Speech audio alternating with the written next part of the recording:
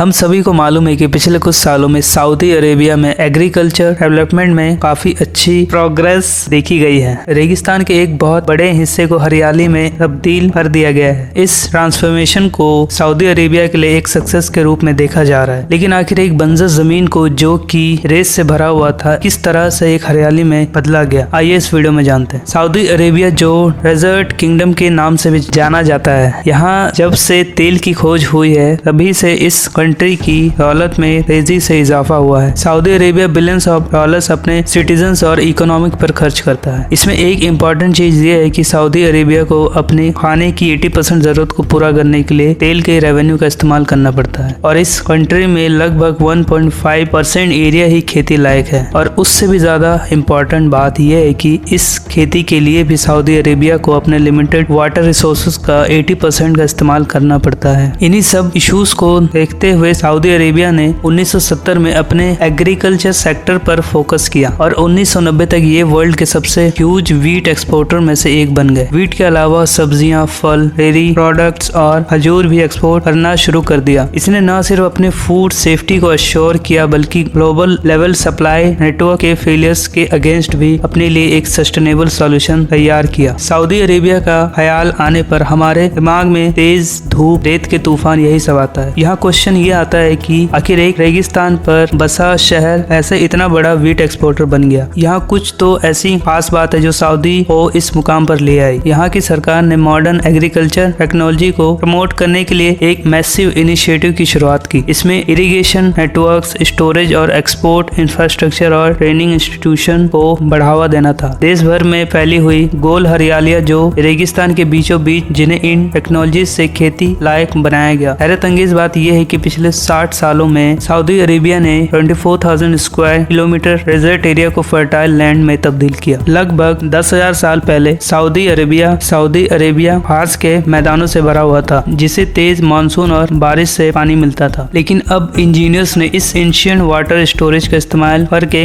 Country की needs को पूरा करने का फैसला किया। ये फॉसिल वाटर एक्यूफायर्स में था जो कि जमीन के 1 किलोमीटर नीचे तक। इसी वाटर ने बड़ी मात्रा में खेती और दूध उत्पादन के लिए पानी का इस्तेमाल किया। वाटर की कन्वर्जेशन इफेक्ट सिंचाई के लिए बहुत ही ज्यादा जरूरी है, जिसे सेंटर पायोट इरिगेशन सिस्टम कहते हैं। इस टेक्नोलॉजी को फ्रैंक ज़ेबैक ने इन्वेंट किया था। इसका काम एक सेंटर पॉइंट के आसपास पानी को घुमाना होता है और सिर्फ पानी ही नहीं बल्कि ये पायोट्स, हर्बिसाइड्स और फर्टिलाइजर्स को भी सप्लाई कर सकता था। ये सब एक ही मशीन से मैनेज होता, जिससे सिंचाई की एफिशिएंसी और भी ज्यादा बढ़ जाती है। इस सेंटर पायोट सिस्टम का इस्तेमाल सऊदी पिछले 50 सालों से करता आ रहा है, जिससे इस एफिशिएंट मेथड को अडॉप्ट करने में काफी आगे है। सऊदी अरेबिया में वाटर एक बहुत ही एक्सपेंसिव सामान है, खासकर अरेबियन पेनिनसुला पर जहाँ रेन बहुत ही कम होती है और एक्यूफायर्स भी खाली हो रहे हैं। ये कमी खेती पर असर डालती है, लेकिन सरकार ने कुछ स्मार्ट सॉल्यूशन इसके लिए निकाले हैं। अलविदा प्रोजेक्ट का मकसद ये था कि पहले से